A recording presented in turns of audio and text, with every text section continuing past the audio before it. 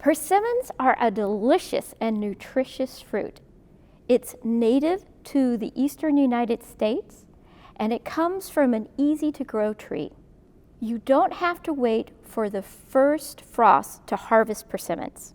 Persimmons will ripen, depending on the tree and the variety, anytime between late August and the first bit of late winter. To harvest persimmons, you can set up a net or tarp under the tree to catch the ripe fruit as it falls from the tree. That's perhaps the easiest method of all. An alternative is to harvest each individual fruit by gently pulling on it as it's on the tree. If it comes away easily from the tree and it feels soft in your hand and the calyx comes off of the fruit easily, then you probably have a ripe persimmon. If you're not certain, you can take a small nibble from the persimmon. If it's slightly underripe, you will get a strong astringency. It's a good idea to have lemonade close at hand to rinse out your mouth. If the persimmon is fully ripe, it will be sweet and have the flavor or hint of dates or raisins, or for some people, orange marmalade. Underripe persimmons are extremely astringent, and you will need to rinse your mouth out with lemonade. When harvesting persimmons, you might harvest one that is underripe. That's not a problem. A persimmon will finish ripening at room temperature. You don't want to eat it until it's nice and soft, and maybe even take a small nibble to make sure it is fully ripe. Before eating persimmons or processing them, it's a good idea to wash the persimmons first. You can store ripe persimmons in the refrigerator. They'll keep for 2 to 4 days. A ripe persimmon will only keep 1 to 2 days at room temperature. They're like bags of sugar and they decompose pretty fast. Unripe persimmons will keep at room temperature 2 to 5 days, depending on how underripe they were, or up to a week in the refrigerator. For long-term storage, you can freeze persimmons whole. You can also dry persimmons after slicing. Drying persimmons is a fun way to create a delicious snack that tastes like dates or sometimes raisins. The easiest way is to slice off the top of the persimmon close to the seeds. Then turn the persimmon and slice again close to the seeds.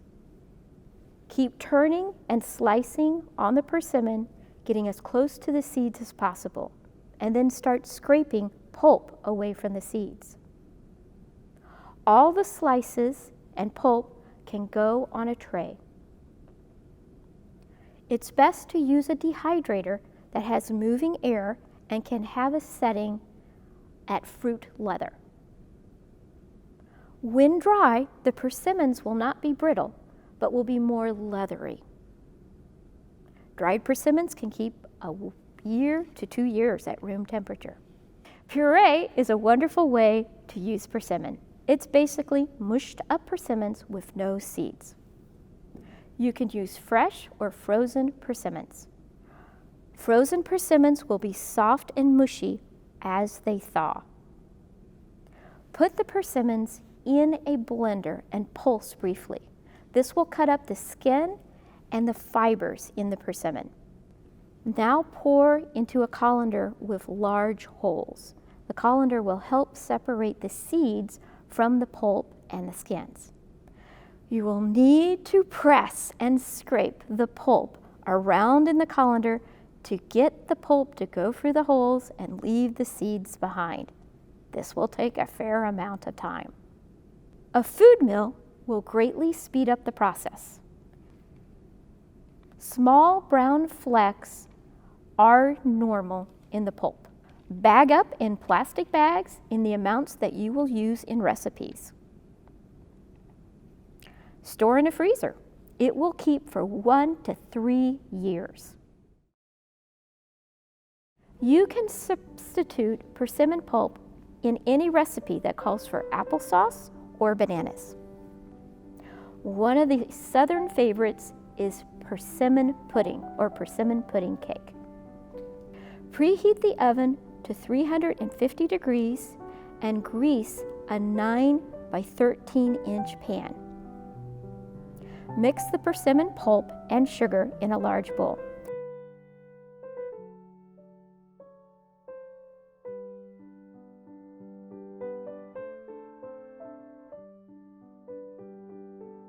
Mix eggs and buttermilk in the bowl. I like to substitute homemade yogurt.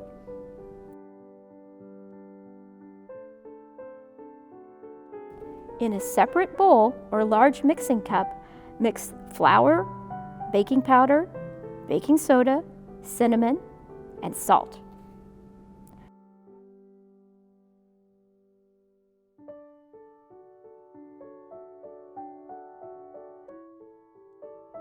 Gradually add the dry mix to the bowl of puree and stir till it's well combined. Mix in heavy cream and the melted butter.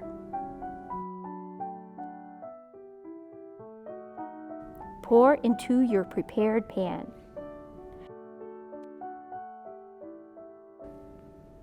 Bake until done, about an hour. It should be dark brown, and a toothpick inserted into the center comes out clean.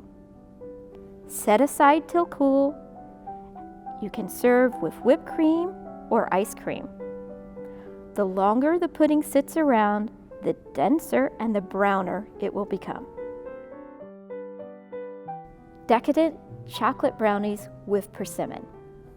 This recipe calls for no added cream, sugar, or butter, and can be made gluten-free.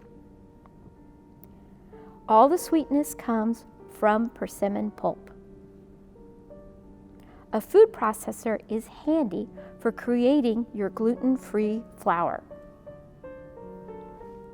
Preheat your oven to 350 degrees and grease an 8 by 8-inch baking pan.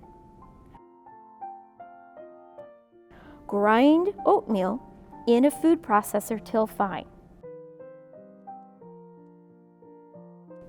In the food processor, add the baking soda, salt, and cocoa.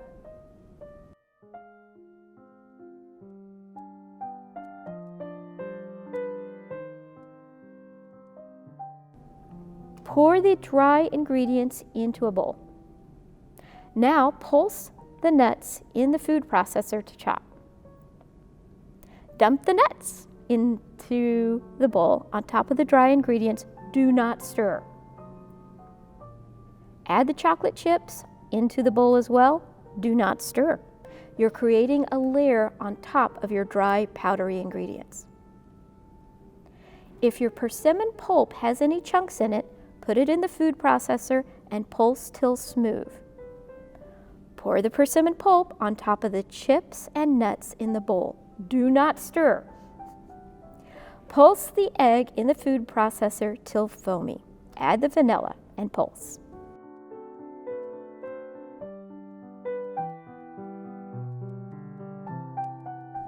Pour the eggs in the bowl and stir everything well. Pour the thick mix into your prepared baking pan and smooth as necessary. Bake for 16 to 20 minutes. These brownies are best after 24 hours. They become moister and denser with time. Store in the refrigerator or freezer. Persimmon nut chiffon pie.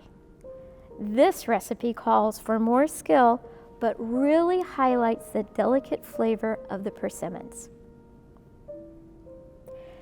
It is adapted from a recipe created by Euell Gibbons. You can find the original recipe in Stalking the Wild Asparagus, written by Euell Gibbons. Have a prepared graham cracker or pastry pie shell. Also, you can use small dishes. Mix gelatin with 2 tablespoons of brown sugar.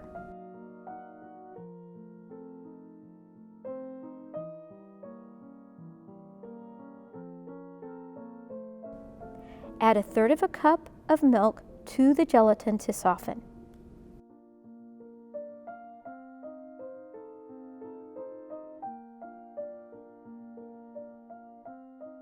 In a saucepan, combine the remaining brown sugar and half a teaspoon of salt. Slightly beat 3 egg yolks and the remaining milk. Stir into the pan with the sugar.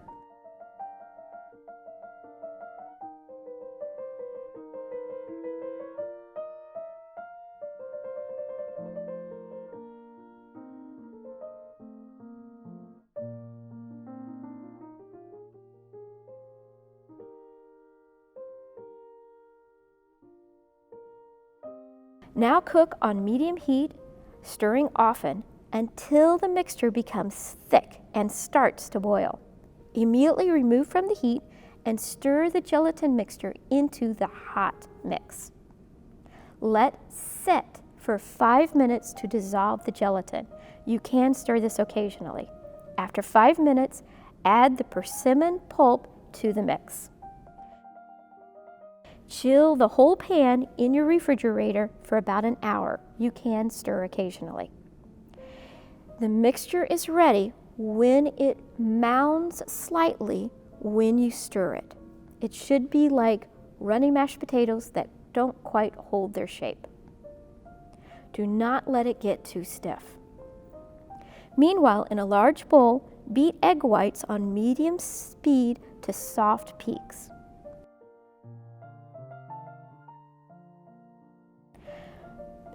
Slowly add granular white sugar as you continue to beat.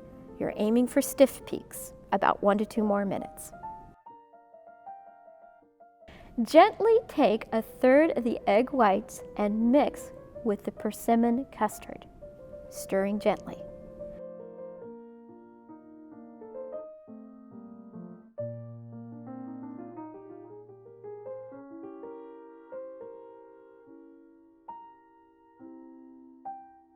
Now, take the persimmon custard and egg whites and put into the large bowl with the rest of the egg whites. Add your nuts at this point and gently fold and stir everything together, being careful to keep as much air in the mix as possible. Once everything is thoroughly mixed, gently scoop into your pie shells and small dishes.